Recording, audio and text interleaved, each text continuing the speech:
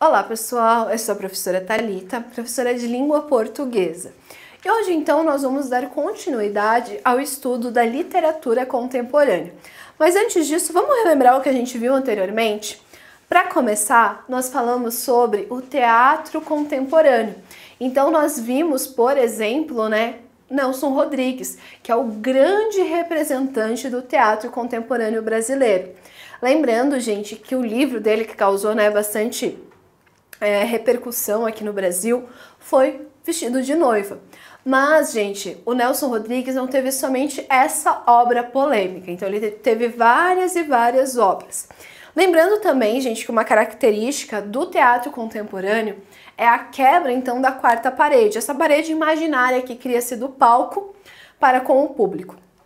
Então, a gente percebe que isso é uma característica, mas a gente sabe que tem muitas outras. Por exemplo, a inserção do teatro do absurdo, também do teatro do oprimido. Então, a gente percebe essa pluralidade.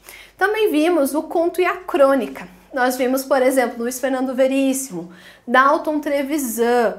Então, nós vimos autores que focam nessas narrativas mais curtas. Depois, nós falamos sobre o romance contemporâneo e nós falamos de Rubem Fonseca. E hoje, então, nós vamos falar sobre outro autor representando, então, a parte do romance contemporâneo, que é o Inácio Loyola Brandão. Ele é natural de Araraquara, São Paulo. Sempre esteve envolvido com o cinema. Foi roteirista e diretor. E durante sua adolescência escreveu crítica de cinema para jornais locais. Trabalhou como repórter e redator de jornais. Atualmente tem uma coluna no jornal O Estado de São Paulo. Então, Inácio Loyola, gente, autor paulista que sempre esteve ligado com o cinema. Aqui a gente encontra um ponto em comum dele com o Rubem Fonseca. Ambos, então, tiveram essa ligação com o cinema. Também, gente, ele trabalhou, além de roteirista e trabalhar também como diretor, ele também trabalhou em jornais locais. Lembrando, gente, grande parte dos nossos escritores brasileiros estão muito ligados, então, a essa parte do jornalismo.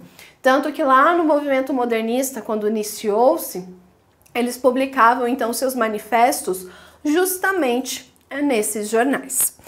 E atualmente, gente, o Inácio Loyola, então, ele possui uma coluna no jornal O Estado de São Paulo. Com isso, nós sabemos que ele é um autor que está vivo, então está produzindo literatura. Seu primeiro romance, Babel, que a cidade comeu, data de 1968 e foi adaptado para o cinema. Em 74, escreveu Zero. O romance foi recusado pelas editoras brasileiras e, por isso, acabou sendo publicado na Itália, onde o autor vivia na época. No ano seguinte, o livro foi publicado no Brasil, mas foi vetado pela censura do regime militar vigente na época. Então a gente percebe, gente, que o primeiro romance do Inácio Loyola foi lá no final dos anos 60. Só que o seu livro de maior destaque, chamado Zero, surgiu na década de 70, então ele foi publicado na década de 70. Mas uma curiosidade, ele não foi publicado aqui no Brasil porque as editoras daqui recusaram o livro. Na época, nós estávamos aqui num cenário de ditadura militar, o Inácio Loyola estava morando então na Itália e lá ele acabou publicando o seu livro. Depois acaba sendo publicado aqui no Brasil, mas daí, gente, surge o problema, que nós estamos em pleno regime militar e o livro dele, então, é censurado. Gente, isso era algo bastante comum na época, tá? Nós tivemos vários e vários livros de literatura que acabaram sendo censurados. E também, gente, Inácio Loyola publicou contos como Cadeiras Proibidas, em 76, e Cabeças de Segunda-feira, em 83, além de crônicas, memórias, livros de viagem e infanto-juvenis. Foi com o romance Zero, no entanto, que Loyola se destacou perante a crítica literária. Apresentando características bastante contemporâneas, como a bricolagem e a agressividade da forma e conteúdo, o escritor é considerado renovador da literatura brasileira.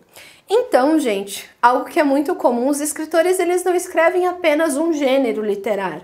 Então a gente está falando aqui do Inácio, romancista, mas ele também foi contista, escreveu memórias, livros de viagem e também livros infantos juvenis. Então, quando as pessoas delas gostam de escrever, elas produzem vários e vários livros de diferentes gêneros. Então, gente, o livro Zero, que eu já tinha citado anteriormente, que ele escreveu na década de 70, ele foi o livro, então, que fez o Inácio Loyola chamar a atenção da crítica para si, justamente pela qualidade do livro. E nesse livro, então, a gente vê essas características contemporâneas tão difíceis da gente definir, que são, por exemplo, a bricolagem e a agressividade de forma e de conteúdo. Só para vocês terem uma noção, alguns escritores contemporâneos, para ter esse conteúdo mais chocante, eles vão para a parte sexual. Tanto que foi um recurso que a gente já viu lá atrás o Nelson Rodrigues utilizando no teatro. Então o Zero, gente, ele traz a história de José, que vive num futuro indeterminado e é faxineiro de um cinema.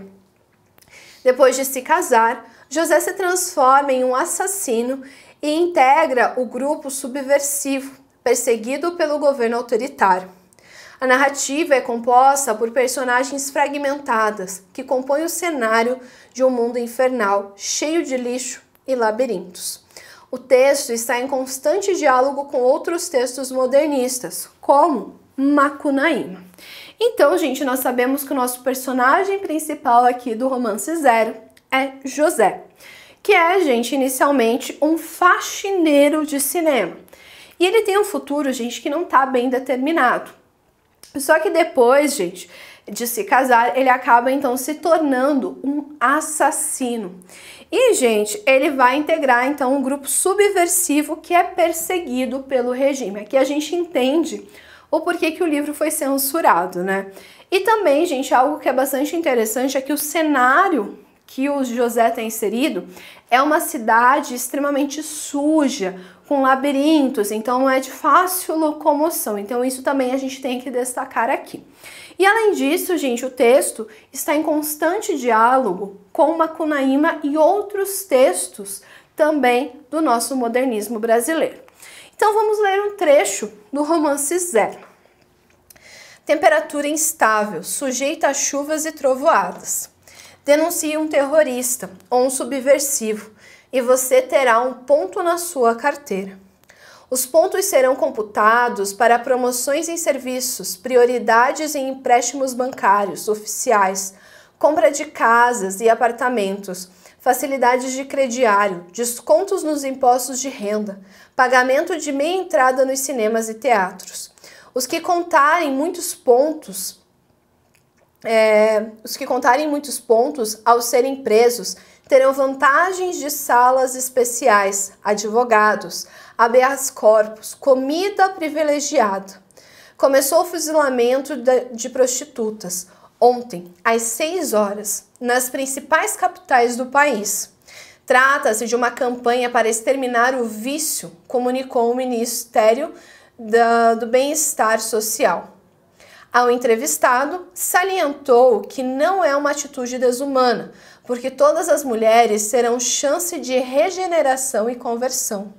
Se aceitarem, serão libertas e irão trabalhar como enfermeiras e assistentes sociais.